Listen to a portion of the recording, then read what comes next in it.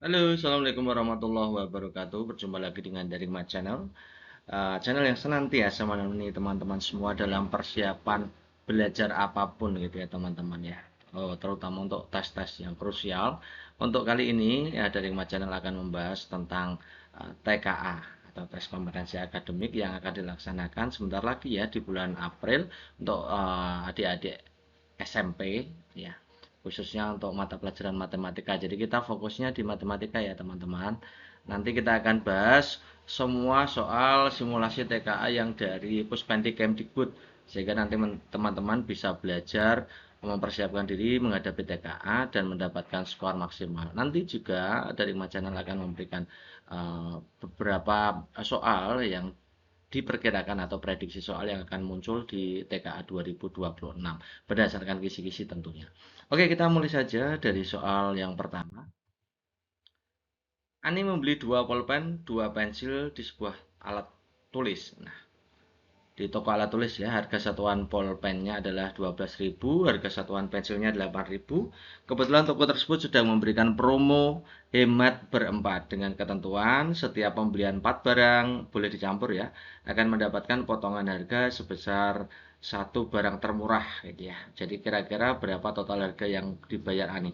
Nah, soal ini adalah soal operasi bilangan ya teman-teman ya. Operasi bilangan bentuknya penerapan soal L2 nih. Nah, ini nanti yang akan dikeluarkan juga modelnya seperti ini. Ya, kisi-kisinya adalah melakukan operasi aritmatika dengan levelnya penerapan. Oke, bagaimana cara mengerjakan soal ini? Mudah sekali ya teman-teman ya. Harga yang harus dibayar. Nah, itu berarti kita akan beli dua pulpen, dua pensil, dipotong dengan harga yang paling kecil di antara keempat barang itu, yaitu di 8.000-nya. Ya, yang paling murah. Dua pulpen artinya 2 kali 12.000, kemudian dua pensilnya 2 kali 8.000, dikurangi, diskonnya adalah harga terkecilnya 8.000 atau satu pensil. Jadi 24.000 2 kali 8.000 adalah 16.000, dikurangi 8.000 ketemunya 32.000. Nah, sederhana sebenarnya. Makanya kemarin saya cukup heran ketika soal yang SMP, nanti TK SMP itu waktunya hanya 75 menit padahal soalnya 30, dan itu tidak sama dengan SMA ya. SMA kemarin 25 soal 120 menit. Artinya apa? Soal-soalnya kategorinya masih dalam kategori mudah. Nah, seperti soal ini. Jadi jawabannya A ya. Oke, kemudian nomor kedua, sebuah toko yang menjual 1 kilogram beras harganya 12.750.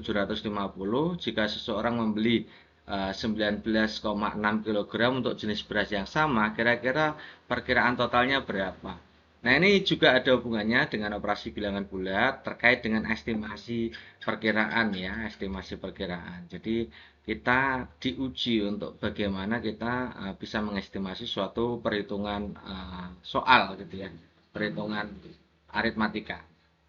Nah, kita buat saja total harganya kan, kalau 1 kilogram itu 12.750. Kalau 19,6 ya tinggal kalikan aja. 19,6 kali 12.750 ketemunya 249.900. Nah, kalau kita lihat dari opsi pilihan gandanya, ini saya sarankan teman-teman untuk estimasi ini langsung saja dioperasikan ya. Jadi jangan gunakan estimasi pembulatan. Saya kira itu kurang akurat ya, karena nanti selisihnya akan sedikit sekali teman-teman ya. Jadi saya harapkan teman-teman tetap melakukan operasi. Ini masih dalam kategori normal ya, perhitungan normal. Dikuatkan aja cara untuk melakukan perkalian bilangan bulat maupun bilangan desimal gitu ya. Oke, kita lihat opsi A kurang dari 260 itu berarti benar, kemudian lebih besar dari 240 juga benar. Dapat diperkirakan dengan 20 kali 12.500 atau 12.500. 20 kali 12.500 kan 250. Ini juga dekat, maka benar. Yang D itu mendekati 230, ini agak jauh ya, selisih 19.900, hampir 20.000, ini berarti perkiraannya salah. Nah, hanya seperti ini teman-teman. Mudah kan? Oke, next soal nomor 3. Terdapat 3 bilangan yang dinyatakan dengan 33 kuadrat dikurangi 3 kuadrat, kemudian 8 kuadrat tambah 298, 296, kemudian 36 kali 35. Oke, diminta untuk kira-kira faktornya apa saja. Nah, cara untuk menentukan faktor itu mudah. Teman-teman cukup cari FVB-nya. Nanti faktor-faktor dari FVB ini merupakan faktor itu yang diminta, gitu ya. Kita lihat dulu untuk 33 kuadrat dikurangi 3 kuadrat. Ini sebenarnya kalau ada bilangan kuadrat dikurangkan, itu kan sebenarnya hasil kali dari jumlah dan selisih kan. Tinggal dijumlah 33 tambah 3, 36. Kemudian 33 kurangi 3 itu 30. Berarti 33 kuadrat dikurangi 3 kuadrat itu sebenarnya 36 kali 30. Nah, 36 itu kalau teman-teman buat faktor dengan faktorisasi prima itu kan hasilnya 2 pangkat 2 kali 3 pangkat 2. Kemudian 30 itu 2 kali 3 kali 5. Nah, 2 pangkat 2, kemudian yang sebelah kanannya lagi ada 2, berarti 2 pangkat 1 kan. 2 pangkat 2, 2 pangkat 1, ketemunya 2 pangkat 3. 3 pangkat 2, kemudian kanannya ada 3 lagi, 3 pangkat 1, ketemunya 3 pangkat 3, dan 5. Jadi ini faktorisasi prima dari 33 kuadrat dikurangi 3 kuadrat. Nah, sekarang kita lihat yang kedua, 8 kuadrat tambah 296. Itu kita hitung aja 8 kuadrat itu kan 64. 64 ditambah 296 ketemunya 360. Nah, itu juga 360 itu kan sebenarnya 36 kali 10 kan. Jadi dari tiga bilangan tadi itu sebenarnya adalah kelipatan 36 sebenarnya gitu ya. Ya 36 kali 10, 36-nya tadi 2 kuadrat dikali 3 kuadrat, kemudian 10-nya 2 kali 5. Jadi kalau kita operasikan 2 kuadrat 2, jadi 2 pangkat 3, 3 kuadrat kali 3 kuadratnya sendiri, kemudian 5 gitu ya teman-teman ya. Yang ketiga 36 kali 35, 36 tadi 2 kuadrat 3 kuadrat, 2 kuadrat kali 3 kuadrat, 35 itu 5 kali 7 kan, jadi 2 kuadrat, 3 kuadrat, 5, 7.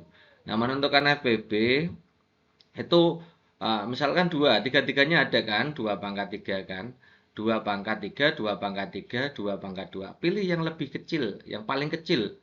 Jadi 2-nya itu yang paling kecil pangkatnya adalah 2 pangkat 2. Ambil 2 pangkat 2. Tiganya ada semua, 3 pangkat 3, 3 pangkat 2, 3 pangkat 2. Kan ada tiganya semua bilangan pokok. Tiganya ada semua, maka ambil yang paling kecil ya 3 pangkat 2. Kemudian 5 itu ada semua. Nah 7 tidak dimasukkan, kenapa? Karena tidak ada yang sama antara bilangan pertama, kedua, ketiga. Tidak usah dimasukkan. Cari yang sama saja. Nah FPB-nya ternyata 2 pangkat 2, 3 pangkat 2, 5. Nah faktornya apa? Faktor itu kan yang terbesar. Kalau yang terkecil, contohnya misalkan A. Itu kan 2 pangkat 3, 3 pangkat 3, 7. 7 kan bukan faktornya kan. 7 bukan. Kemudian 7 lagi ini bukan. Yang C itu 2 pangkat 2, 3 pangkat 2, 5 iya. Nah, 2, 3 pangkat 2, 5 iya. Jadi pangkatnya yang terbesar adalah 2-nya pangkat 2, 3-nya pangkat 2, 5. Nah, faktornya ya 2 pangkat 1 boleh, 3 pangkat 2, 5 boleh, atau 2 pangkat 1, 3 pangkat 1, 5 boleh. Ya, yang penting pangkat terbesarnya 2 di angka 2 dan 3. Jadi jawabannya C dan D gitu ya. Nomor berikutnya untuk membuat larutan disinfektan atau larutan pembasmi kuman dibutuhkan cairan A dan B dengan perbandingan A banding B-nya 3 banding 5. Kita tulis saja dulu 3 banding 5 A banding B. Nah, ini teman-teman, ini tentang perbandingan ya, perbandingan masih perbandingan konsep nih ya, perbandingan konsep. Jadi nanti teman-teman ada 3 soal perbandingan, perbandingan konsep, kemudian perbandingan senilai dan berbalik nilai. Itu ya. Biasanya yang dipakai untuk apa namanya soal numerasi, yang model numerasi itu yang berbalik nilai. Jadi untuk konsep seperti ini saja sederhana. Teman-teman bisa mengembangkan soal ini dengan 3 variabel A, B, C. Nanti kita akan juga buatkan lah yang 3 variabel. Tapi nanti gitu ya teman-teman, untuk video kali ini kita akan bahas khusus untuk simulasinya saja. Jadi A banding B kan 3 banding 5. Kemudian teman-teman lihat ini, yang tersedia adalah cairan B, kemudian yang ditanyakan adalah volume maksimum larutan. Nah, volume maksimum larutan ya terdiri dari A dan B kan. Jadi membandingkan antara B dan A plus B. Gitu ya. Jadi kita tulis B dibandingkan dengan A plus B, karena volume larutan maksimum ya larutan antara A dan B jadikan satu kan. Ya. B, lihat B di perbandingan adalah angka 5 ya teman-teman. A tambah B berarti 3 tambah 5, 8. Jadi B per A plus B itu 5 per 8. Kita masukkan nilai B-nya di situ adalah 2,5 kan. 2,5 per A plus B sama dengan 5 per 8. Jadi kalau kita mau cari A plus B berarti silangannya A plus B kan 5, jadi 5-nya ada di bawah kan. Jadi 8 kali 2,5 dibagi 5. Nah, 2,5 dan 5 bisa disederhanakan. Yang bawah 2, yang atas 1, jadi 8 per 2 ketemunya 4. Atau teman-teman langsung kalikan aja, 8 kali 2,5 kan ketemunya 20, dibagi 5 ketemunya 4. Jadi jawabannya 4,0 teman-teman. Nah, ini perbandingan seperti ini masih sederhana. Mungkin teman-teman kalau canggih ya, kalau sudah bisa berhitung agak cepat, mungkin hanya 10 detik atau 15 detik lah sudah cukup. Ya, jadi waktu 75 itu teman-teman bisa mengalokasikan waktu untuk numerasinya agak panjang sedikit. Oke, nomor berikutnya, harga setengah kilogram cabai rawit hari ini adalah 35.000. Jika hari ini ibu membeli cabai rawit 2/4 kilogram, kira-kira berapa? Nah, ini yang saya tadi bilang teman-teman. Jadi ada 3 model soal ya untuk perbandingan. Perbandingan pada konsep, ya perbandingan bilangan pada konsep. Kemudian yang kedua adalah perbandingan senilai, biasanya bentuknya adalah soal cerita tapi agak pendek. Yang ketiga adalah perbandingan berbalik nilai, nanti pasti modelnya adalah model numerasi gitu ya teman-teman ya.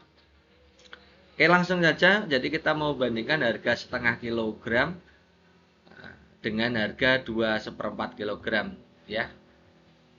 Jadi kita buat perbandingan aja. Setengah kilogram itu yang kiri. Harganya sebelah kanan 35.000. Nah, makanya yang bawah 2/4 harganya berapa? Nah, menentukan X berarti X itu silangannya bersilangan dengan setengah kan. Jadi setengahnya di bawah. Ya, X-nya bersilangan dengan yang bawah. Nah, sebelum kita silangkan, ubah dulu bilangan campuran ya. Bilangan pecahan campuran yang di bawah 2/4 itu kan 9/4 kan. Dari mana angka 9 itu? 4 kali 2, 8 ditambah 1 kan, 9/4. Jadi mengubah bilangan campuran menjadi bilangan pecahan sederhana. Nah, baru cari X-nya. Cari X-nya. Atau kita buat dulu setengah per 9/4 itu berapa? Setengah per 9/4 itu kan sebenarnya setengah dibagi 9/4. Per itu bagi teman-teman. Ya. Nah, kalau pembagian kalikan silang aja. 1 kali 4, 4 ya gitu ya. 2 kali 9, 18. Atau teman-teman bisa membalik dulu, bagi diubah jadi kali. Kemudian bagian belakang, pecahan belakangnya dibalik, penyebut jadi pembilang, pembilang jadi penyebut. Jadi setengah kali 4/9 gitu ya. Itu lebih prosedural. Nah, 1 kali 4, 4, 2 kali 9 itu 18. Kalau kita sederhanakan itu dibagi 2 ketemunya 2/9 kan. Jadi 1/2 per 9/4 itu nilainya 2/9. Itu nilainya 35.000 per X, maka X-nya silangannya dengan angka 2. Jadi 9 kali 35.000 dibagi 2. Nah, 35.000 kali 9 ketemunya berapa itu?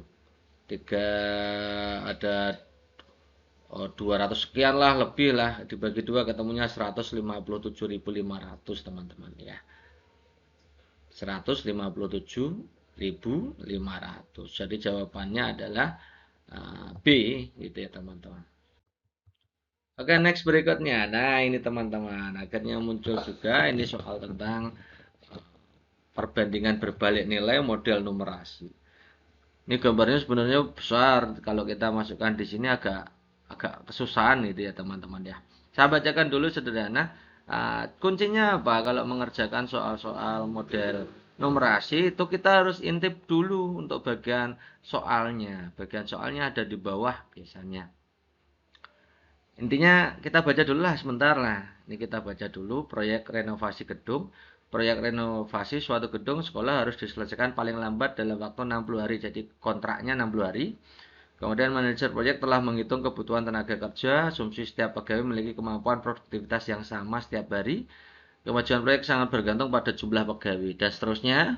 Kemudian kita baca langsung saja bagian bawahnya. Berdasarkan perencanaan awal, perbaikan gedung dapat selesai 12 pegawai, waktunya 60 hari. Jika manajer memutuskan untuk menambah jumlah pegawai menjadi 18 orang, agar pekerjaan lebih cepat selesai, maka waktu yang diperlukan berapa. Jadi dari tadinya 12 pegawai diubah jadi 18 pegawai. Semakin banyak yang kerja, otomatis kan waktunya semakin singkat ya. Jadi uh, tidak mungkin opsi D yang 90 hari itu tidak mungkin. Ya kita langsung aja kerjakan dengan metode perbandingan gitu ya. Ini kita ambil tadi ya, membandingkan pekerja dan waktu. Awalnya tadi ada 12 pegawai, 60 hari selesai. Kemudian jumlah pegawainya menjadi 18. Ini ya, ditambah berarti ditambah 6 kan. Nah, kata-kata di soal itu teman-teman cermati, kadang-kadang ditambah berapa. Nah, di sini bukan ditambah berapa tapi sudah menjadi 18. Nah, kalau menjadi 18 langsung tulis saja 18 pegawai. Ini berapa? Ingat teman-teman, kita akan mencari waktu atau X-nya ya. X-nya kalau perbandingan berbalik nilai itu temannya adalah sebelahnya. Nah, ini sebagai membaginya. Kalau perbandingan senilai, X-nya silangannya. Ya, kalau perbandingan berbalik, itu X-nya adalah sebelahnya. Nah, jadi menentukan X, sebelahnya itu angka 18 itu berarti di bawah. Jadi 12 kali 60 per 18. Nah, dengan metode penyederhanaan teman-teman juga bisa, misalkan teman-teman bagi 6 ya, kan bisa. Jadi 6 kan ketemu 2 kan, 12 bagi 6 2, 18 bagi 6 ketemunya 3. Nah, ini 60 bagi 3 juga bisa kan, atau teman-teman langsung hitung aja 2 kali 60 120 dibagi 3 ketemu 40. Nah, ternyata 40 hari. Nah, sederhana ya teman-teman. Nah, kalau mencermati soalnya kan panjang, tapi teman-teman kuncinya adalah atau triknya adalah teman-teman langsung aja lihat, intip aja di bagian akhirnya. Nah, soalnya maunya diapakan ya. Next, soal berikutnya masih hubungannya dengan tadi. Masih soal numerasi, tapi ini lebih kompleks lagi gitu ya. Soalnya masih tadi seperti tadi narasinya, kemudian bagian bawahnya diubah. Jadi rencana awal renovasi gedung dilakukan oleh 15 pegawai, waktunya 60 hari. Namun pada 10 hari pertama hanya 10 pegawai yang bekerja karena sebagian lain harus istirahat. Setelah hari 10 baru 15 orang kembali kerja. Nah, berdasarkan situasi tersebut, benar apa salah? Ya, oke. Yang A, sisa pekerjaan harus diselesaikan setelah hari ke-10 setara dengan 800 hari orang. Nah, ini berarti tentang volume kerja, teman-teman. Hubungannya dengan perbandingan berbalik tapi sudah dimodifikasi dengan lain. Makanya itu namanya soal numerasi. Jadi tentang volume kerja, kemudian yang bagian B itu ketertinggalan, itu juga hubungannya dengan volume kerja. Kemudian yang C, renovasi tepat waktu, manajer merekrut berapa orang atau tambahan bekerja berapa. Nah, di situ tanpa perlu menambah itu berarti nggak mungkin kan. Tadinya 15 60 hari, yang 10 hari pertama itu ternyata yang tidak kerja 5 kan. Jadi tidak mungkin yang C itu ya. Kita langsung aja bahas. Ini soalnya ini. Nah, volume kerja total teman-teman lihat itu kan tadi awalnya adalah 15 pegawai, itu pasti selesai 60 hari. Berarti kira-kira pekerjaannya itu berapa? Ya tinggal kalikan aja. 15 kali 60 ketemunya 900 orang hari. Jadi volume kerjanya 900 orang hari. Kemudian 10 hari pertama dikerjakan 10 orang. Berarti volume kerja yang sudah dikerjakan kan tinggal kalikan aja. 10 kali 10 kan 100 orang hari. Satuannya orang hari. Kemudian volume kerjaan yang ditinggalkan berarti kan 5 orang tidak kerja 10 hari kan. Artinya kan rencananya 15, ternyata yang kerja 10, berarti yang tidak kerja kan 5 selama 10 hari kan. Jadi volume kerja yang ditinggalkan ya tinggal 5 kali 10, 50. Kemudian volume kerja tersisa. Volume kerja tersisa itu kan Tadi volume totalnya adalah 900, yang sudah dikerjakan 100, jadi 800. Ya. Maka tambahan pekerjanya berapa? Tambahan pekerja itu rumusnya gini teman-teman. Volume kerja yang ditinggalkan berapa tadi? 50 kan? Nah, dibagi dengan sisa waktu. Tadinya 60 hari, sudah berjalan 10 hari, ya. Berarti masih 50 hari kan untuk kerja. Nah, jadi mencari tambahan pekerja itu mudah dengan rumus volume kerja yang ditinggalkan dibagi dengan sisa waktu. Jadi 50 dibagi 50 satu orang, teman-teman. Nah, dari situ kita bisa langsung jawab saja. Sisa pekerjaan yang harus diselesaikan setelah hari ke-10 adalah setara dengan pekerjaan 800 hari penuh yang diselesaikan satu orang. Nah, tadi benar ya kan? 15 kali 60 tadi kan ketemunya 900 kan. Kemudian yang sudah dikerjakan kan 10 kali 10 100. Jadi volume kerja tersisanya 900 kurangi 100 ketemunya 800 tadi kan sudah ya. 800 berarti benar.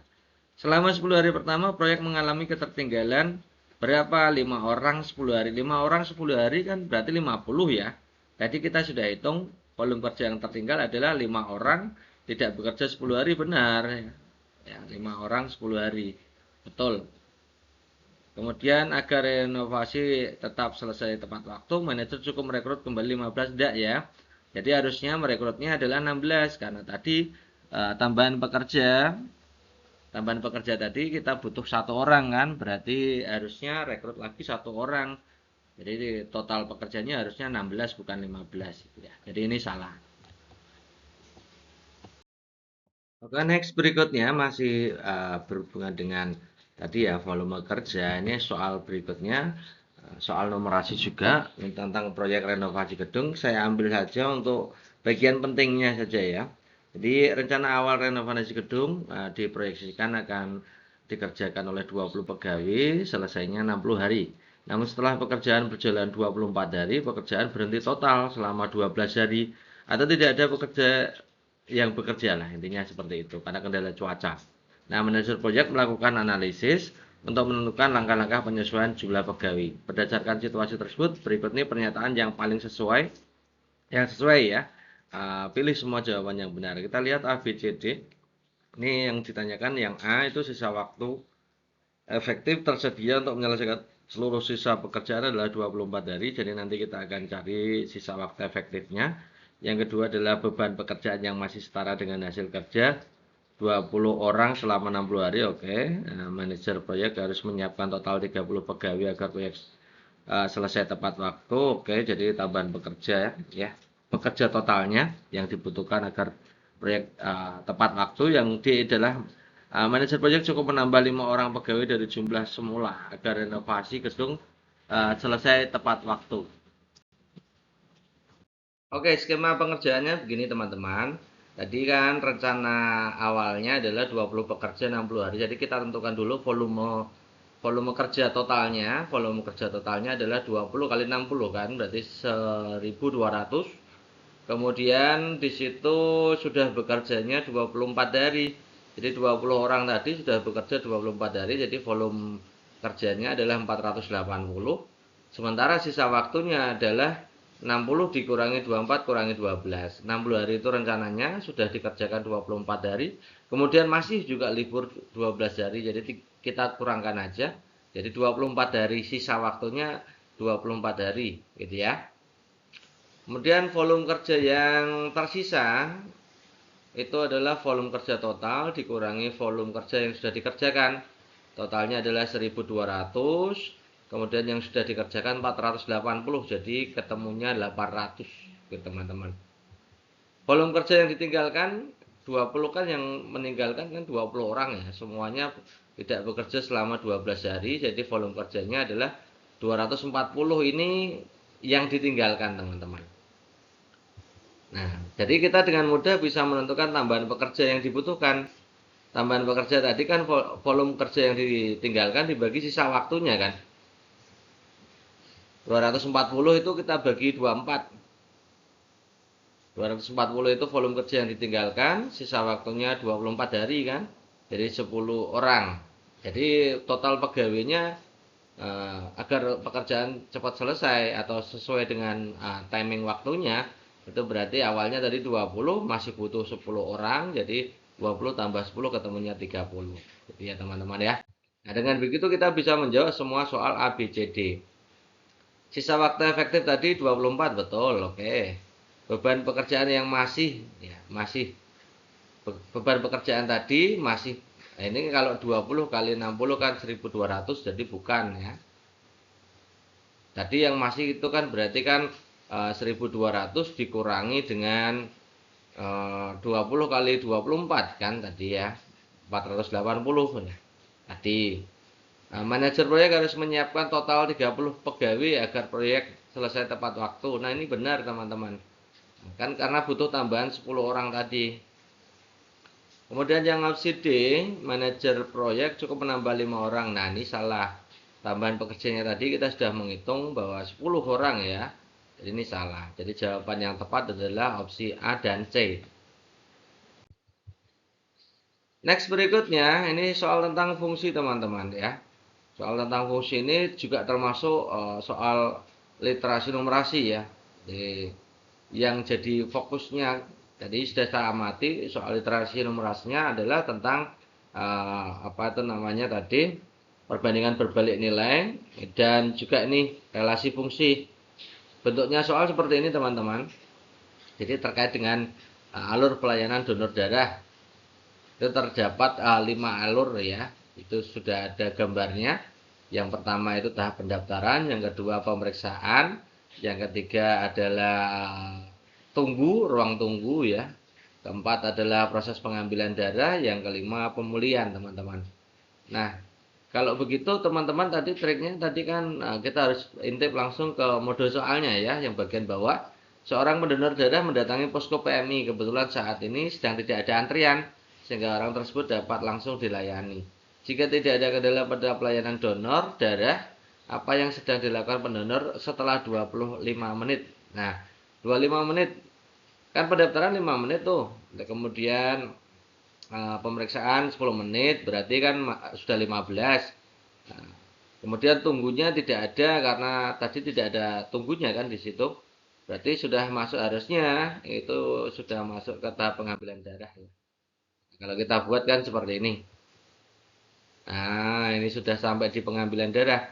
5 tambah 10, 15. Nah, tinggal tadi kalau 25 berarti sudah masuk di pengambilan darah menit ke 10 ya teman-teman ya. Jadi jawabannya adalah proses pengambilan darah. Soal berikutnya nomor 10, ini juga terkait dengan pelayanan donor darah juga tadi. Jadi soal numerasi itu satu teks itu biasanya sampai ke 3 nomor ya teman-teman ya. Ini juga sama. Soal numerasi itu berarti sekitar 6 soal yang terdiri dari 2 teks gitu ya. Teks pertama tadi tentang apa namanya tadi, perbandingan berbalik nilai, yang kedua adalah tentang relasi fungsi seperti ini. Langsung aja kita intip ke mode soalnya. Ini sebenarnya tagnya sama seperti tadi ya. Cuma bagian bawahnya saya tulis di sini. Kalau kita tulis semua nanti terlalu panjang. Pada suatu waktu, Yuda baru saja sampai di posko PMI untuk melakukan donor darah. Diketahui bahwa Rama dan Fajar juga berada di posko PMI. Rama sedang menunggu antrean untuk proses pengambilan darah. Fajar sedang proses pengambilan darah 16 menit. Jadi sudah di proses pengambilan darah 16 menit yang lalu. Mereka tidak ada janji untuk pulang bersama. Ya, kita lihat pernyataan yang benar apa saja. Opsi A itu Yuda sempat menemui Rama di kursi tunggu. Yuda proses pengambilan darah. Fajar telah pulang lebih dahulu ketika Yuda proses pengambilan darah. Yang C, Yuda menunggu di kursi tunggu selama 30 menit. Apakah benar? Yang D, sejak pertama kali datang hingga pulang Yuda menghabiskan waktu lebih dari 1,5 jam. Oke, kita langsung aja. Nah, paling enak kita buat tabelnya seperti ini ya teman-teman. Ini tabelnya seperti ini. Kalau kita ambil tabelnya saja, jadi seperti ini ya. Pendaftaran 5 menit, pengecekan 10, ruang tunggu, pengambilan darah 30 menit, pemulihan 30 menit, dan baru kemudian pulang.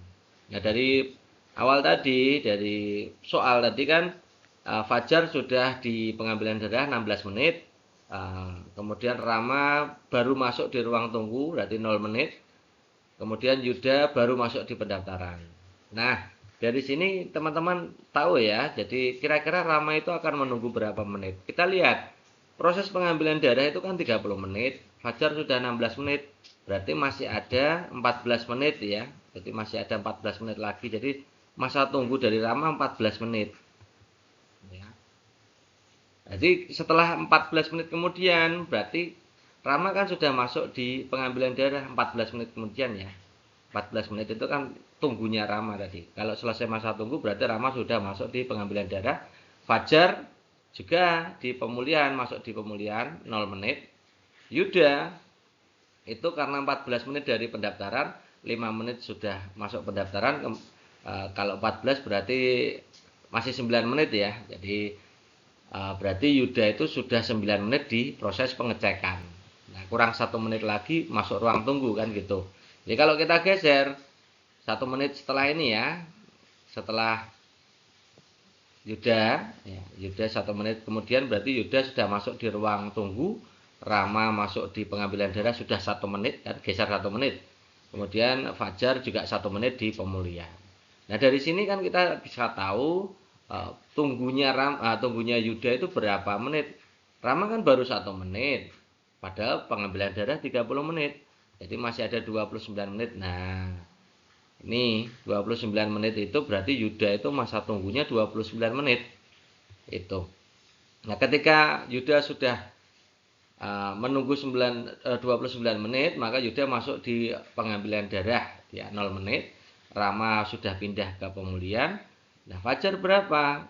29 menit kemudian itu kan berarti sudah 30 menit di ruang pemulihan kan. Tadi sudah 1 menit, 29 menit kemudian kan berarti sudah penuh. Jadi habis pemulihan, masa pemulihan 30 menit sudah habis, maka Fajar sudah pulang. Ini itu teman-teman ya. Itu tabelnya sederhananya seperti itu teman-teman bekerjanya. Tulis dulu, kemudian lihat ruang tunggu masa ruang tunggu si Rama berapa, geser, geser terus seperti ini model mengerjakannya. Jadi lebih mudah. Jadi kita lihat tadi hasilnya. Nah, Yuda sempat menemui Rama di kursi tunggu. Kita lihat, Yuda apakah dengan Rama bersamaan di ruang tunggu? Pernah bersama di ruang tunggu? Jelas tidak ya. Ketika Rama masuk di ruang pengambilan, coba teman-teman lihat di tabel kedua.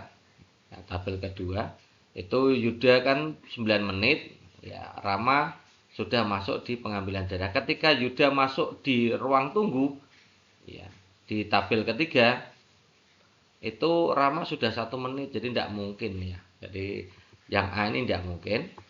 Yang B, Yuda proses pengambilan darah, Fajar telah pulang lebih dahulu. Nah, untuk menjawab B ini teman-teman bisa lihat di tabel keempat yang paling bawah. Jadi ketika Yuda itu di pengambilan darah, ternyata Fajar sudah selesai. Nah, ini berarti benar. Kemudian Yuda menunggu di kursi tunggu selama 30 menit. Nah, pada Yuda tadi kan kita tahu bahwa masa tunggu dari Yuda adalah 29 menit. Ya kan? Karena Rama sudah 1 menit berada di pengambilan darah berarti butuh 29 menit tadi ya. Jadi ini salah.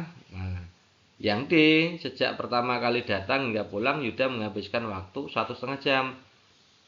Nah, kita cukup menjumlahkan ya. Jadi pendaftaran 5 menit, pengecekannya 10 menit, kemudian ruang tunggunya 29 menit, kemudian pengambilan darahnya 30 menit, pemulihannya 30 menit. Kalau kita total tanpa ruang tunggu itu 75 ditambah tunggunya 29 harusnya adalah 114 menit ya. 114 menit itu jelas lebih dari 1,5 jam karena 1,5 jam hanya 90 menit kan. Jadi benar. Jadi jawabannya adalah opsi B dan D, ini benar. Masuk ke nomor 11 ya. Ini terkait juga dengan tentang donor gitu ya. Alurnya masih sama, teksnya masih sama, bagian akhirnya diubah sedikit gitu ya. Jadi Posko PMI menambahkan 1 tempat lagi untuk proses pengambilan darah dan dalam tahap pemulihan. Jadi ada penambahan di situ sehingga dapat melayani 2 orang sekaligus untuk proses pengambilan darah. Nah, pada hari ini, saat ini jam 11.30 sudah ada 2 orang yang berada di ruang pemulihan. Yang satu baru masuk, yang satu sudah 15 menit. Adapun satu orang calon pendonor akan melakukan pendaftaran, jadi di ruang pendaftaran ada satu, kemudian satu orang di pemeriksaan kesehatan, kemudian satu orang di kursi tunggu, 2 orang di pengambilan darah. Oke, ini ya. Coba kita lihat kejadian pukul 11.30. Kita masukkan tadi di misalkan aja 2 orang tadi di ruang pemulihan kan. 2 orang yang berada di ruang pemulihan, anggap saja A dan B. Ya, A itu yang sudah 15 menit, B-nya baru masuk ya. Baru masuk di ruang pemulihan. Kemudian di situ satu orang di calon pendonor berarti baru masuk si C ini. Kemudian satu orang melakukan pemeriksaan kesehatan nih D, anggap saja D, itu juga baru masuk di ruang pemeriksaan kesehatan. Satu orang di kursi tunggu. Nah, ini E-nya 0 ya, masuk. Oke, kita lihat dari sini, kita lihat masih ada lagi enggak? Oh, F dan G ini 2 orang yang proses pengambilan darah. Oke, baru masuk dua-duanya. Oke, kita lihat opsi A, posko PMI mulai didatangi calon pendonor sejak 10.30. Nah, jadi kita pilih yang paling lama di situ. Yang paling lama jelas A ya. Sudah di ruang pemulihan 15 menit. Jadi kalau kita hitung, itu berarti dari awal sampai jam 11.30 itu berapa menit si A itu. Kan pendaftaran 5 menit, pengecekan 10 menit, kemudian tidak ada ruang tunggu di situ, ya kemudian 30 menit pengambilan darah, jadi sudah ada 45 ditambah 15 jadi 1 jam persis. Ya, 1 jam persis atau 60 menit. Jadi bukanya berarti tinggal dikurangi 60 menit dan 11.30 dikurangi 60 menit, hasilnya 10.30 benar berarti jawabannya. Kemudian yang B, ada kemungkinan terdapat 3 orang di ruang tunggu. Kita lihat, jadi yang berkemungkinan di ruang tunggu kan berarti C, D, E kan. E-nya 0 menit, D-nya 0 menit, C-nya 0 menit ya. Kalau kita lihat di ruang tunggu itu sudah ada 2 orang. Di pengambilan darah sudah ada 2 orang, yaitu F dan G masing-masing baru masuk. Jadi 00.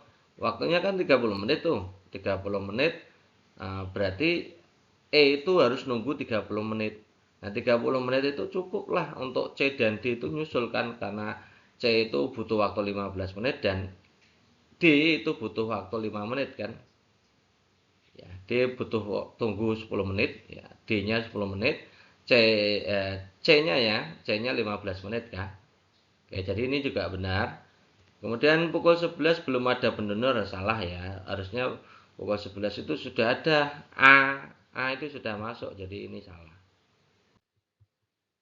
Nomor 12 ini sederhana tentang bentuk aljabar, jadi operasi bentuk aljabar ini soal biasa. Jadi yang agak rumit memang tentang soal numerasi. Ini nanti teman-teman pelajari aja tentang operasi-operasi aljabar, terutama untuk operasi kali dan jumlah teman-teman ya. Kita ingat kembali ya, jadi X tambah 2 kita kalikan dulu dengan 3 tambah Y. Ini depan kali depan, depan kali belakang, belakang kali depan, belakang kali belakang ya. Nah, X kali 3, 3X. Ya. X kali Y, XY. 2 kali 3, 6. 2 kali Y, 2Y. Kemudian yang bagian belakang juga X kali 1, X. X kali min Y, min XY. 2 kali 1, 2. 2 kali min Y, min 2Y. Nah, dari situ kita sederhanakan yang punya yang sejenis lah. 3X dengan plus X itu ya jadi 4X ya. Kumpulkan aja yang XY dengan XY, yang X dengan X, yang konstanta dengan konstanta, kemudian yang 2Y dengan min 2Y itu dikumpulkan aja. 3X ditambah X itu berarti 4X. Plus XY min XY berarti habis. Plus 6 plus 2 berarti 8 kita tulis. 2Y min 2Y berarti habis. Jadi 2Y dan XY tadi sudah hilang. Jadi jawabannya adalah 4X tambah 8. Nah, sederhana sekali. Kalau kita faktorkan, kita bagi 4 kan, 4 dan 8 kan bisa difaktorkan kan. 4 dan 8 itu kan bisa dibagi 4. Jadi kalau 4x dibagi 4 itu ketemunya x, 8 bagi 4 ketemunya 2. Jadi jawabannya adalah 4 dalam kurung x ditambah 2. Oke, next berikutnya. Ini tentang sebuah jasa pengantar barang mengenakan biaya tarif. Ya, ini berarti kalau kita lihat ini tentang pertidaksamaan linear satu variabel. Ya, ini soal ini bentuknya bentuk soalnya adalah bentuk soal cerita. Jadi nanti tidak ada ya ketika tes itu sederhana, bentuk sederhana tidak ada. Bentuknya pasti soal cerita dan soalnya itu agak dibuat hot sedikit gitu ya dengan penambahan berbagai macam analogi gitu ya. Oke, kita lihat aja sebuah jasa pengantar barang mengenakan biaya sebagai berikut. Biaya tetap 12.000. Nah, biaya tetap itu biasanya kita sebutnya konstanta, teman-teman. Ya, konstantanya 12.000. Biaya pengantaran per kilometer berarti ini variabelnya. 4.000 variabelnya gitu ya. Variabelnya kita nanti anggap X aja gitu, tidak apa-apa. Anggarannya tidak lebih itu berarti teman-teman harus tahu ini kurang ya. Dikurang dari atau sama dengan 40.000. Kalau kita susun, jadi pertidaksamaannya menjadi 4.000x yang ada variabelnya itu kan 4.000, jadi 4.000x, anggap saja variabelnya adalah x gitu ya. 4.000x dengan x itu harga atau biaya per kilometer. 4.000x ditambah 12.000 itu harus kurang dari atau sama dengan 40.000. Nah, ini pertidaksamaannya jadi seperti ini. Maka opsi A ini benar. Kemudian kita lihat yang B, jarak pengantar maksimum berapa ya kira-kira. Ya cari X-nya. Cari X-nya dulu ya. Jadi 4.000x tambah 12.000 kurang dari sama dengan 40.000. 12.000-nya kita oper ke kanan. Jadi dikurangi kan, jadi 40.000 dikurangi 12.000 ketemunya 28.000. 4.000x kurang dari atau sama dengan 28.000, maka X-nya kurang dari atau sama dengan 28.000 dibagi 4.000 ketemunya 7. Benar. Jadi jarak pengantaran maksimumnya adalah 7 km. Benar ini teman-teman ya. Kemudian jika jarak pengantarnya 8 km maka total biaya melebihi anggaran. Nah, ini jika jarak pengantarannya 8 km itu total biaya melebihi anggaran, ini benar teman-teman ya harusnya. Ya, benar, ini juga benar. Penambahan jarak 1 km menambah 16.000. Nah, ini salah teman-teman. Harusnya menambahnya 4.000 gitu ya. Oke, gitu teman-teman. Jadi model soal apa namanya itu PTLSP nanti muncul dan bentuknya adalah soal cerita. Oke, kita masuk nomor ke-14. Misal A dan B merupakan dua bilangan real sehingga sistem persamaannya menjadi 2x tambah AY sama dengan 4. Kemudian BX dikurangi 2Y sama dengan negatif 1, di mana X dan Y itu penyelesaiannya adalah 5 min 2. Nah, tentukan benar apa salah. Ini sederhana, ini malah mudah teman-teman ya. Ini karena X dan Y-nya sudah diketahui ya. X-nya adalah 5, Y-nya adalah min 2, tinggal kita masukkan aja. Kita masukkan ke persamaan 1 gitu ya. 2x tambah AY sama dengan 4. Kita masukkan X-nya 5, Y-nya min 2. Jadinya kan gini. 2x jadi 2 kali 5 ditambah A kali min 2 sama dengan 4 kan. Y-nya kan min 2. Nah, jadi 10 dikurangi 2A ya. Plus A kali min 2 kan jadi min 2A. Sama dengan 4. Kalau kita pindahkan 10-nya jadi dikurangi 10 kan berarti. Min 2A sama dengan 4 dikurangi 10. Maka min 2A sama dengan min 6. A-nya adalah min 6 dibagi min 2. Ketemunya 3. Nah, A-nya ketemu 3. Dan 3 itu adalah bilangan prima kan. Nah, kemudian B-nya yang persamaan 2, BX dikurangi 2Y sama dengan min 1. Kita masukkan X-nya 5, Y-nya min 2. Jadi begini ya, B kali 5, min 2 kali min 2 sama dengan min 1. B kali 5, 5B ya. Nah, min 2 kali min 2 ketemunya plus 4 sama dengan min 1. Plus 4-nya kita pindah ke ruas kanan jadi min kan, jadi min 1 min 4 jadi 5B sama dengan min 5, B-nya berarti min 1. Nah, dari situ kita bisa jawab semuanya gitu ya. Nah, kita lihat ya pernyataan yang A merupakan bilangan prima, yes, ya tadi sudah ya. A-nya 3 kan berarti bilangan prima. B adalah bilangan ganjil, ya juga. Min 1 adalah bilangan ganjil. Kemudian 10A ditambah B ketemunya 31. Benar nggak? Kita coba ya. A-nya dimasukkan tadi, A-nya ketemu 3, B-nya ketemu min 1. Jadi 10 kali 3 ditambah min 1. 10 kali 3 kan 30, dikurangi 1, ketemunya harusnya 29, bukan 31. Jadi C ini salah, gitu ya teman-teman ya. Next berikutnya, sebuah pabrik memproduksi batang logam. Fungsinya Fx sama dengan 5x tambah 10, di mana Fx itu menyatakan berat total, X-nya adalah batang logam. Jadi yang jadi variabel X itu adalah batang logam. Nah, jika pabrik memproduksi 7 batang logam, ini kan sama-sama batang logam nih. Berarti X-nya kita ganti angka 7. Nah, ini kita fungsinya ini X-nya kita ganti angka 7. Jadi F dalam kurung 7. Jadi 5 kali 7 ditambah 10. 35 ditambah 10 ketemunya 45. Nah, selesai. Berikutnya, ini tentang pola bilangan teman-teman. Jadi perhatikan pola bilangan ini sudah saya susun mendatar aja supaya teman-teman enak. Yang ditanyakan hanya jumlah titik pada pola ke-6. Jadi ini termasuk barisan bilangan gitu ya teman-teman. Tinggal kita cek aja. Di situ pola ke-1 titiknya ada 1, pola kedua 3, ya kan? Pola ketiganya 6, pola keempatnya kita hitung di situ adalah 10. Jadi kalau kita lihat polanya 1 ke 3 itu 2, 3 ke 6 itu tambahnya 3, 6 ke 10 itu tambahnya 4. Jadi kalau kita cari pola ke 6 tinggal tambahkan aja ini, berarti tambahannya 5, ketemunya 15, tambah lagi 6. Jadi 21. Nah, jadi jawabannya adalah 21 ya teman-teman. Next nomor 16. Seorang tukang kayu memotong papan kayu. Ini juga terkait dengan soal tentang barisan aritmatika ya. Nah, seorang tukang kayu memotong papan kayu dengan ukuran panjang, dengan berbagai ukuran panjang.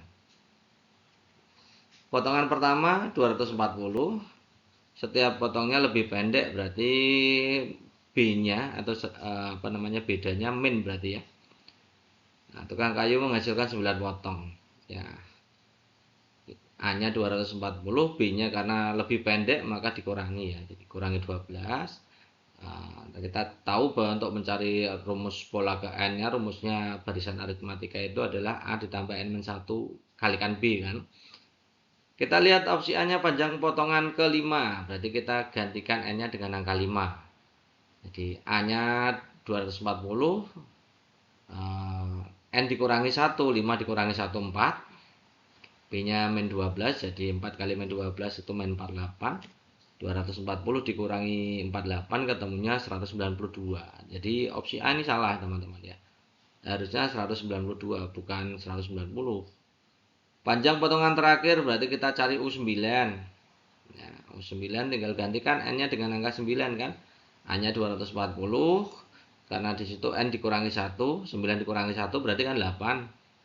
N-nya min 12, B-nya 8 kali min 12 min 98, 96, min 96 ya. Jadi 240 dikurangi 96 ketemunya 144. Yes, ini benar. Selisih panjang antara potongan kedua dan 8. Masing-masing kita lihat aja, langsung kita hitung aja. O2 dan O8. Ini O2. Kalau teman-teman hitung itu ketemunya 228. O8-nya adalah 156. Jadi selisihnya adalah 72. Ini juga benar. Ya. Kebanyakan soal-soal seperti ini itu benarnya 2, salahnya 2. Kalau hanya 3 biasanya ini teman-teman, biasanya benarnya 2, salahnya 1 gitu ya. Ini biasanya. Nomor berikutnya, ini 18. Desain jembatan yang tepat sangat penting untuk memperkuat struktur karena menentukan kestabilan, ketahanan, keselamatan jembatan dalam menghadapi beban dan kondisi lingkungan. Nah, salah satu contoh desainnya seperti itu. Bentuknya silang segitiga-segitiga ya. Diketahui garis L1 sejajar L2 dan garis L3 sejajar dengan L4 jika besar sudut A50. Jadi kalau kita gambar ini 50. Kira-kira bagaimana? Nah, coba teman-teman lihat itu. A dan B itu kan berpelurus. Kalau berpelurus jumlahnya harus 180 kan? Berarti B-nya kita bisa lihat 130 kan? A dan B itu supaya menghasilkan 180 maka B-nya harus 130. Nah, teman-teman lihat lagi B dan E. B dan E ini luar berseberangan ya. Luar berseberangan nilainya sama 130.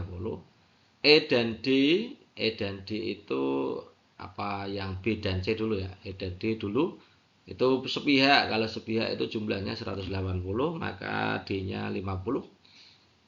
Kemudian B dan C itu luar berseberangan juga. Luar berseberangan nilainya sama pasti 130. Jadi kita bisa langsung jawab opsi A. Besar sudut D 50 benar enggak? D 50 benar. Besar sudut C dapat ditentukan dengan menggunakan aturan berpelurus. Nah, ini teman-teman sudut C itu tidak ada temannya di situ. C sendiri ya. Jadi tidak ada pelurusnya. Maka ini salah. Sudut B dan E sama besar. Benar enggak? B dan E sama besar. Betul karena luar berseberangan. Pokoknya yang sama itu sehadap, bertolak belakang, kemudian berseberangan baik luar maupun dalam. Yang 180 hanya berpelurus dan sepihak. Ini teman-teman harus mengingat itu. Nomor 19, ini terkait dengan soal kesebangunan dicampur dengan Pitagoras. Nanti juga soalnya teman-teman itu juga berhubungan dengan itu. Jadi kuasai benar-benar tentang Pitagoras dan kesebangunan. Oke, diminta untuk menentukan benar dan salah terkait dengan gambar, gitu ya. Apakah benar segitiga ABD dan segitiga CAD saling sebangun? Jadi saya ingatkan kembali teman-teman, syarat dari sebangun itu adalah bila mana ketiga sudutnya sama, itu sudah cukup, ya. Kita akan cek dulu ya. Ini teman-teman yang jadi kuncinya ini. Ini kan siku-siku. Siku-siku. Seandainya ini saya kasih nama sudut lingkaran merah dan ini sudut bintang hijau. Jadi siku-siku itu pasti pasangannya lingkaran merah dan bintang hijau gitu ya. Oke. Sekarang teman-teman lihat di situ segitiga BDA. BDA itu adakah siku-sikunya? Ada di D ini ya. Ini siku-siku. Siku-siku ada bintang merah pasti pasangannya ada lingkaran merah berarti pasangannya bintang hijau. Nah, ini bintang hijau di sini. BDA. Ya, sudut A-nya adalah bintang hijau, sudut B-nya adalah lingkaran merah dan itu lingkaran. Sudut D-nya adalah sudut yang siku-siku kan. Kemudian teman-teman bisa cek lagi sudut pada segitiga DCA. Silakan teman-teman lihat segitiga DCA. Itu kan juga siku-siku. Siku-siku di D, kemudian bintang hijau di C, maka otomatis ini lingkaran merah ya. Nah, dari situ kita lihat ternyata ABD itu terdiri dari siku-siku, bintang hijau, dan lingkaran merah. DCA juga sama, maka itu pasti sebangun. Karena tiga sudutnya sama kan. Panjang sisi BC 15, panjang sisi BC 15. Oke, kalau kita mau lihat itu, kita bisa pakai rumus yang ini teman-teman ya. Hubungan antara ini, dan ini. Antara AB, BD, dan BC. Kita dulu sudah pernah belajar ya, antara hubungan seperti ini. Kalau kita cari AC, AC kuadrat gitu ya. AC kuadrat, AB ini sebenarnya. AB kuadrat sama dengan BD kali BC. AB kuadrat sama dengan BD kali BC. Ya, kalau mencari AB berarti BD kali BC. Ya, kalau cari AC, AC kuadrat berarti CD CB gitu ya, teman-teman. Kalau mencari AD berarti BD DC. Nah, seperti itu, teman-teman. Jadi kita lihat dulu AB kuadrat sama dengan BD kali BC. AB itu 12, jadi 12 kuadrat sama dengan 9,6 kali BC, maka BC-nya kan tinggal 144 dibagi 9,6. 12 kuadrat kan 144 ya. Dibagi 9,6 ketemunya ternyata 15. Jadi B ke C itu 15, teman-teman. Berarti benar gitu ya. Sekarang kita cari panjang sisi AC.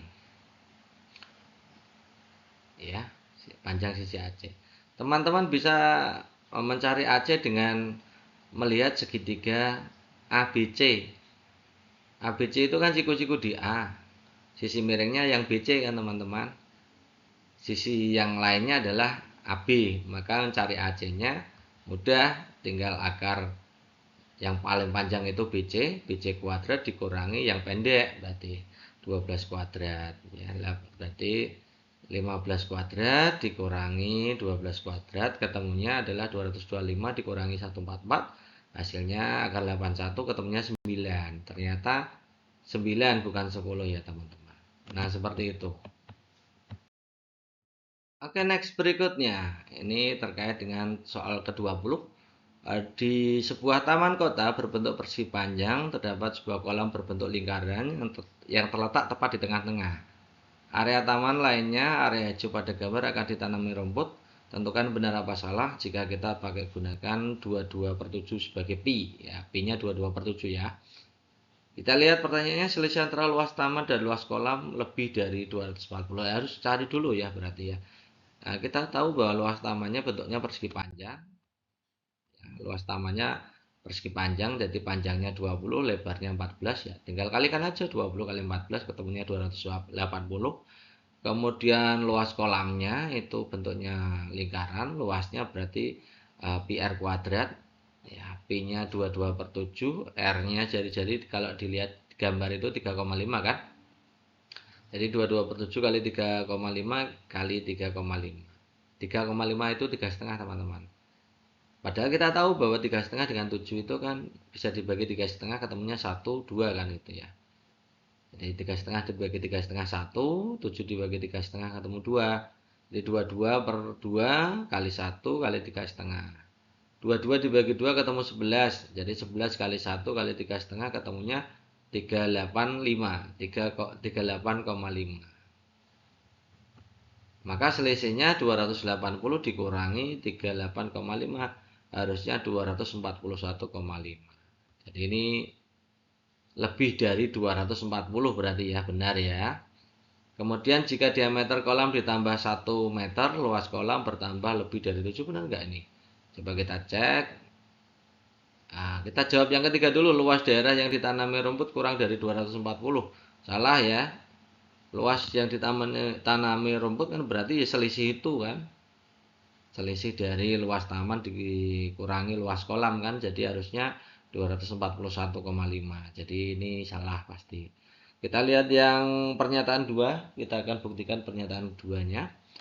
Jika diameter ditambah 1, tadinya kolamnya diameter jari-jarinya kan 3,5, berarti diameternya 7 kan. Kalau ditambah 1 kan berarti diameternya 8. Ya kan? Diameternya 8 berarti jari-jarinya 4. Kalau kita pakai aturan luas kolamnya kan 22/7 kali jari-jarinya 4 kali 4 kan itu ya. Jadi 22/7 kali 16. Ini kalau teman-teman hitung beneran itu 50,28. Luas kolamnya 50,28.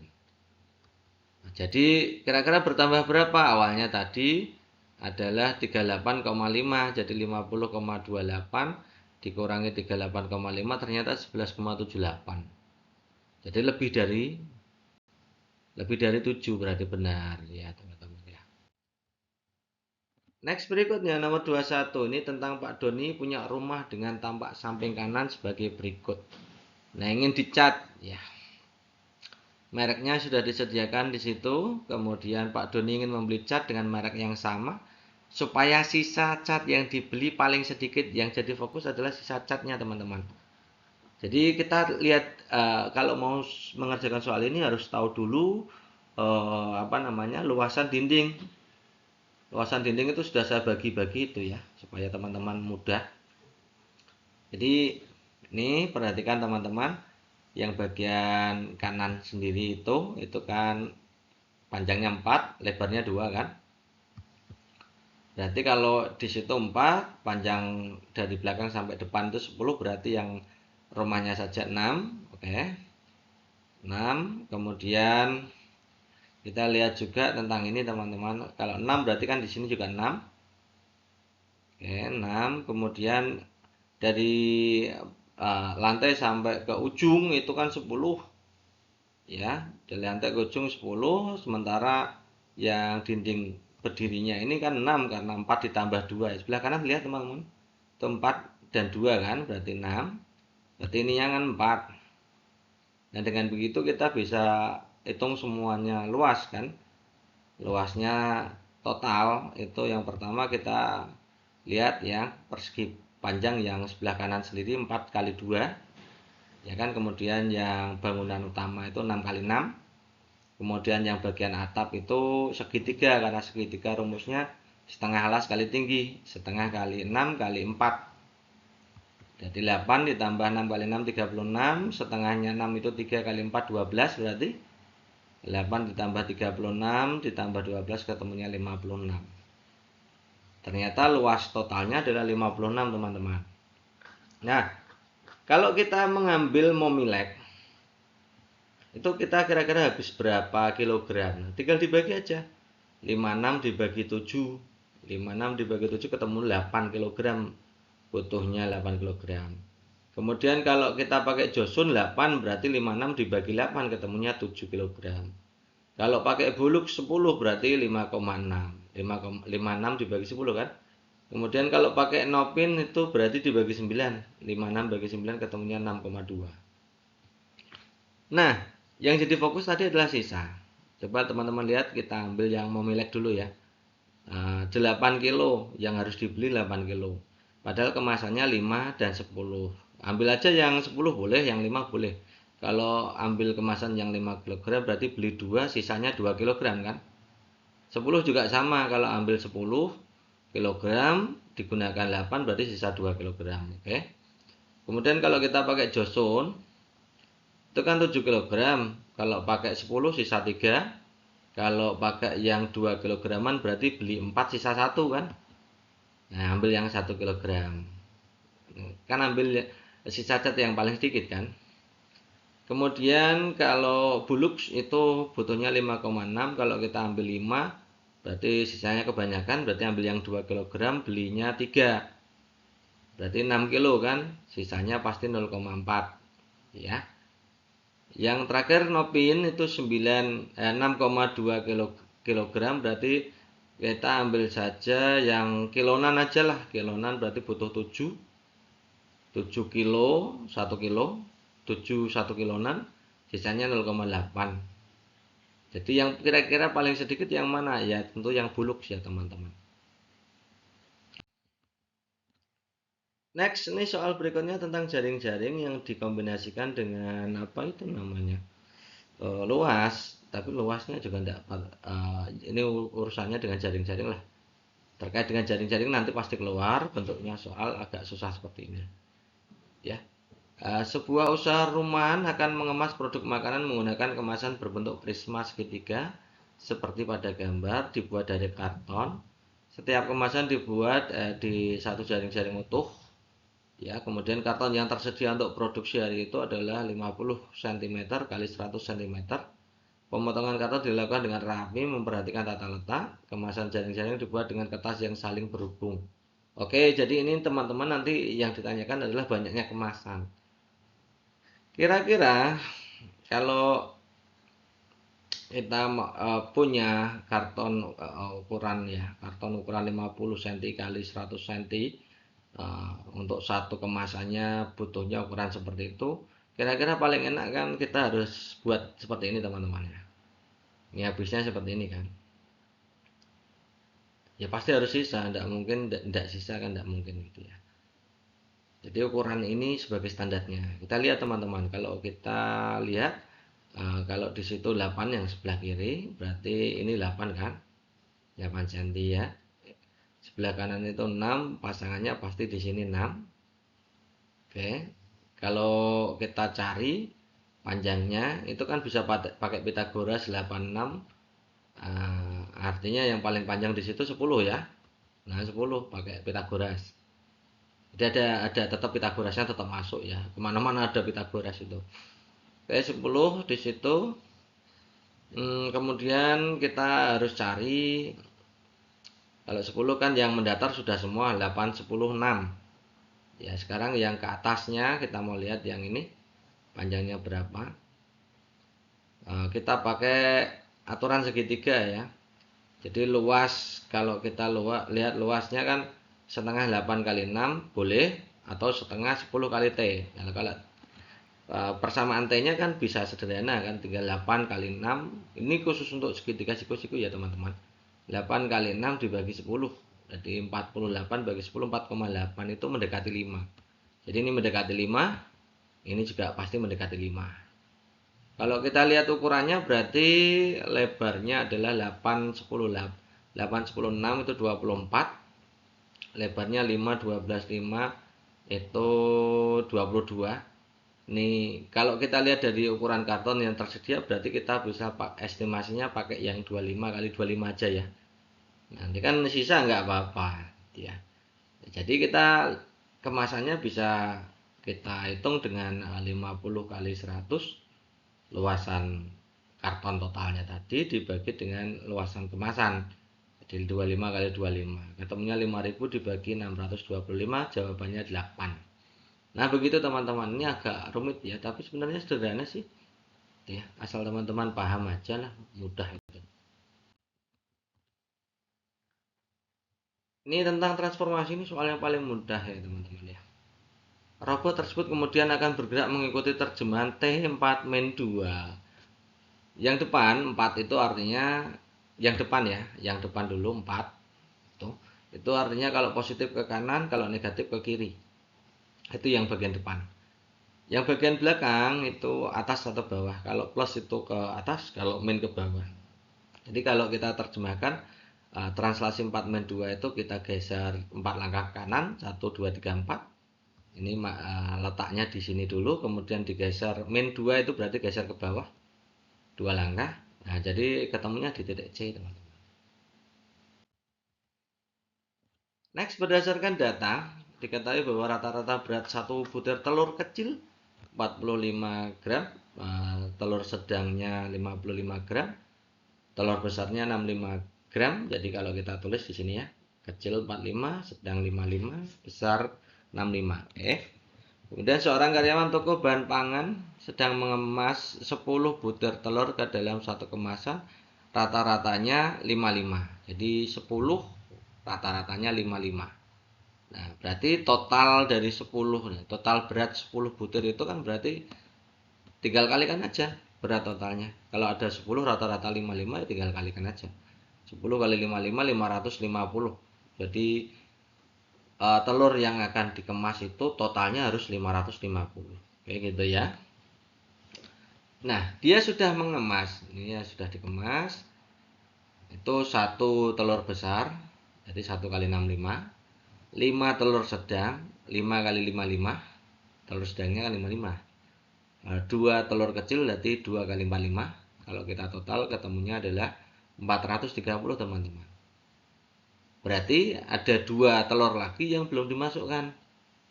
Nah, 2 itu berapa? Nah, kita lihat selisihnya dulu, kekurangan beratnya.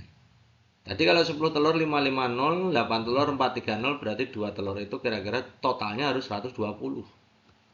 Ya. Kalau 2 telur sedang itu berarti 2 kali 55 110, berarti bukan. Kalau 2 telur besar berarti 2 kali 65 130, itu juga bukan. Satu telur besar itu 65, satu telur kecil 45, kalau di total 110, ini juga bukan. Satu telur besar 65, satu telur sedang 55, jadi 120. Nah, ini benar. Itu ya teman-teman. Nomor 25, perhatikan gambar berikut. Transformasi tunggal yang paling tepat kira-kira apa? Tadi kita sudah bahas ya, dari A ke A aksen itu kalau pakai translasi min 3,1, A-nya saja benar gitu. A-nya geser ke kiri 3 langkah, 1 2 3, kemudian naik 1 langkah, benar. Ketika C teman-teman tidak masuk sama sekali, ketika B juga tidak masuk, jadi tidak mungkin translasi. Refleksi Y sama dengan ini juga tidak mungkin. Rotasi, kalau rotasi ini kemungkinan besar iya ya. Kalau melihat rotasi 90 benar nggak? Ini kalau dirotasi jadi seperti ini, siku benar. Ini kan siku-siku ya teman-teman ya. Dua garis ini. Kemudian garis ini dengan garis ini juga siku-siku. Jadi otomatis jawabannya pasti C teman-teman. Kalau refleksi juga tidak mungkin. Jadi ya. Jadi tidak perlu saya jelaskan Oh, A-nya koordinatnya berapa menjadi berapa untuk diujikan semuanya terlalu lama. Gitu ya teman-teman. Jadi jawabannya adalah C. Next, dalam pembangunan sebuah monumen peringatan, kontraktor menggunakan bata ringan berbentuk balok untuk menyusun bagian dalam monumen. Nah, desain monumen seperti itu. Setiap bata ringan digunakan berukuran sekian sampai sekian-sekian, ya, 60, 20, 10 itu ukuran batanya. Susunan bata ringan pada monumen tersebut dianggap tersusun rapat tanpa celah. Oh, berarti ini semuanya teman-teman. Jadi dalamnya tidak ada ruangnya. Full ya. Kalau full berarti kita pakainya apa? Luas apa volume? Ya jelas volume gitu ya. Jadi kita tentukan dulu volume totalnya. Itu terdiri dari dua gambar kan? Dari dua bangun lah maksudnya saya. Itu dua bangun, yang pertama yang bagian bawah itu balok, yang bagian atas limas. Volume balok kan rumusnya kan P kali L kali T ya. 6 kali 6 kali tingginya balok 5. Jadi 6 kali 6 kali 5, kalau kita total 180 volume baloknya.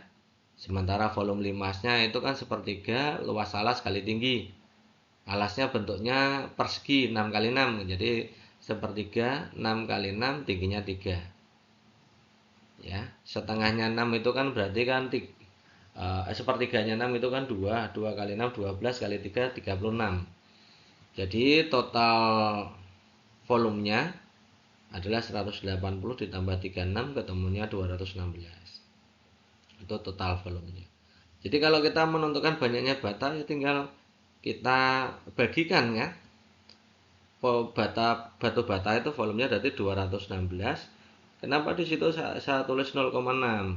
Satuannya kan disamakan dulu. Volumenya tadi kita pakai volume meter per kubik kan, berarti satuan batu batanya yang sentimeter kita ubah juga ke meter. Ya, 1 meter kan 100 cm itu. Kalau 60 cm berarti 0,6. 20 cm 0,2. 10 cm 0,1. Jadi 216, 0,6, 0,2, 0,1. Berarti di belakang koma nanti ada 3. 6 kali 2 kali 1 6 ya kan? 6 kali 2 kali 1 ya 12. Jadi 0,012. 216 dibagi 0,012 ketemunya 18.000 ya, teman-teman. Kalau teman-teman kesusahan untuk mengalihkan bentuk koma, teman-teman volumenya itu nanti diubah dulu ke apa namanya, ke meter boleh. Jadi 216 meter kubik turun 2 langkah. Satu langkahnya pangkat 3 berarti juta ya, 216 juta dibagi itu juga boleh ya. 12.000 nanti ketemunya pasti 18.000 ya. Sama. 27, petugas perpustakaan di suatu sekolah melakukan pendataan jumlah buku peminjaman selama 5 hari. Senin sampai Jumat ya. Pernyataan yang tepat tentang informasi. Oke, kita lihat opsi A. Jumlah buku yang dipinjam setiap hari selalu meningkat. Nah, salah ya teman-teman. Ini salah. Kenapa? Hari Rabu menjadi hari Kamis kan turun. Kamis Jumat kan juga turun. Jadi tidak mungkin selalu meningkat. Oke, yang B, jumlah peminjaman buku pada hari Kamis lebih sedikit. Hari Kamis lebih sedikit dari hari Selasa. Itu sudah saya kasih garis bantu ya. Hari Kamis dan hari apa tadi? Hari Kamis lebih sedikit dari hari Selasa. Kamis itu tinggi, Selasa rendah, itu berarti beda. Nah, beda tidak mungkin ya. Selisih jumlah Jumat dan Senin. Senin dan Jumat. Senin itu hampir 50, mungkin 48. Jumat itu 40 berarti 8. Jadi lebih dari 10 juga salah, harusnya kurang dari 10. Kemudian hari dengan jumlah peminjam buku terbanyak adalah Rabu, betul ya, jelas. Itu teman-teman.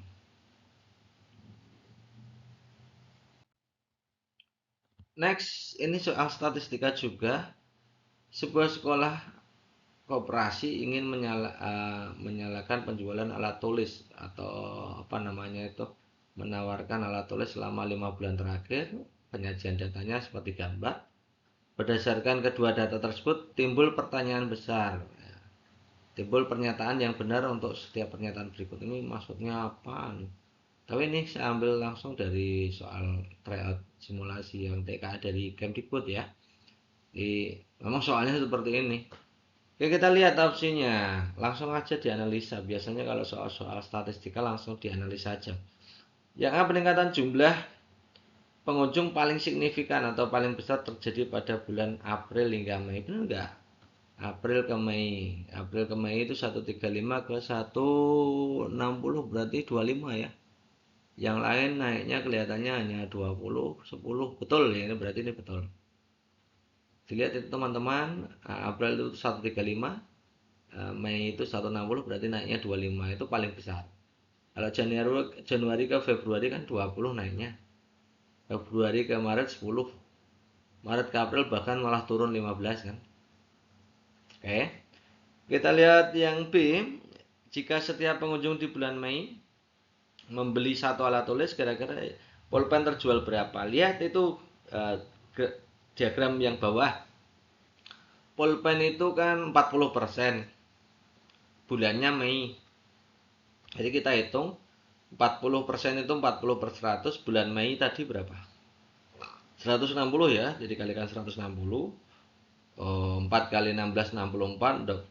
Nolnya kita buang aja, karena 0 atas itu 2, 0 bawah 2 habis kan. Jadi 64, benar berarti. Berdasarkan tren pada diagram grafik atau garis, jumlah pengunjung koperasi selalu mengalami peningkatan, salah ya. Karena di situ Maret ke April itu turun. Pada bulan Mei jumlah buku tulis yang terjual 50, benar nggak? Buku tulis itu kan 30%. 30%, kita hitung aja 30%, berarti 30 per 100 kali 160, mainnya 160 kan. 48 harusnya, bukan 50. Ini salah. Jawaban yang benar A dan B. Ini soal ini sebenarnya mudah kategorinya. Nomor 9, untuk menjaga meningkatkan kualitas produksi, bagian quality control memeriksa kualitas lampu. Nah, datanya jumlah lampu dalam kondisi baik 980, lampu dalam kondisi rusak 20 buah. Tim tersebut melakukan kesalahan dengan meletakkan seluruh lampu pada satu wadah. Jadi nanti yang rusak dan yang baik tidak bisa dibedakan gitu ya kalau tidak dicoba, karena kecampur gitu ya, intinya gitu. Jika salah satu lampu dipilih secara acak, kira-kira peluang lampu yang terpilih adalah lampu kondisi rusak. Ini soalnya sangat mudah sekali ya. Peluang yang rusak, ini coba teman-teman lihat ya. Peluang terpilihnya lampu rusak kan berarti lampu rusaknya berapa dibagi jumlah seluruh lampunya kan. Lampu rusaknya 20, jumlah seluruh lampunya 1000. Kan yang baik 980, yang rusak 20 kan. Jadi 1000. 20 per 1000 bagi 20 ketemunya 1, yang bawah ketemunya 50. Jadi 1 per 50. Ini terlalu mudah soal ini.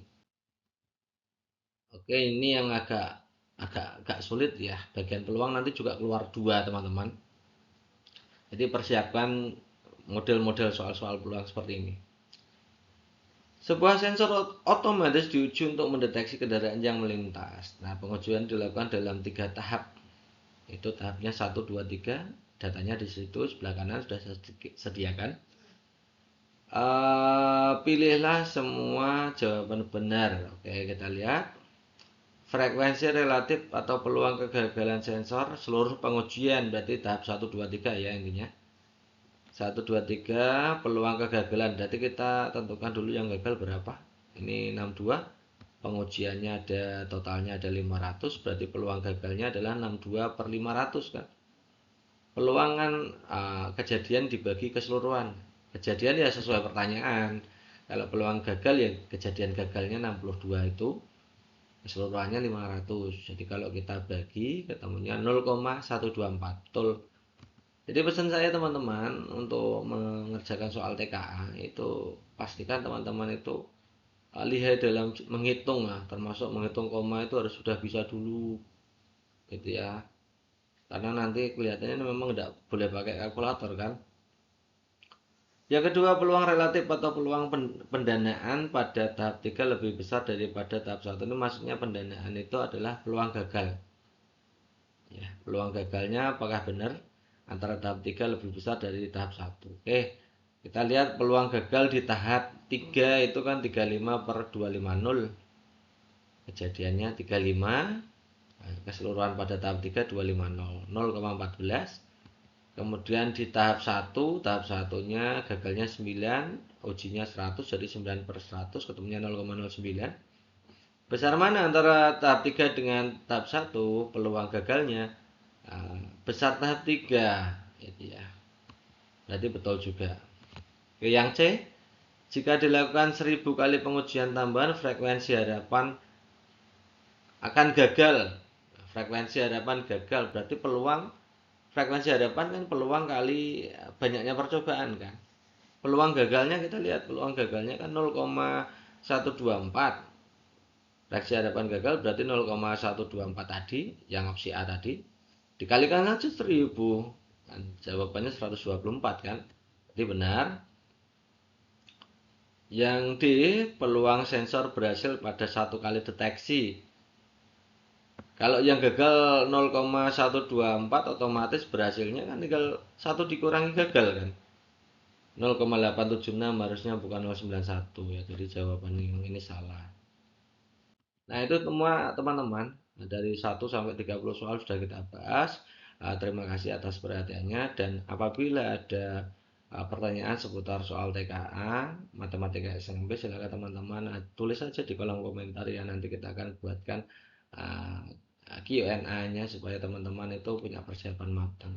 Terima kasih atas perhatiannya. Cukup sekian. Wassalamualaikum warahmatullahi wabarakatuh.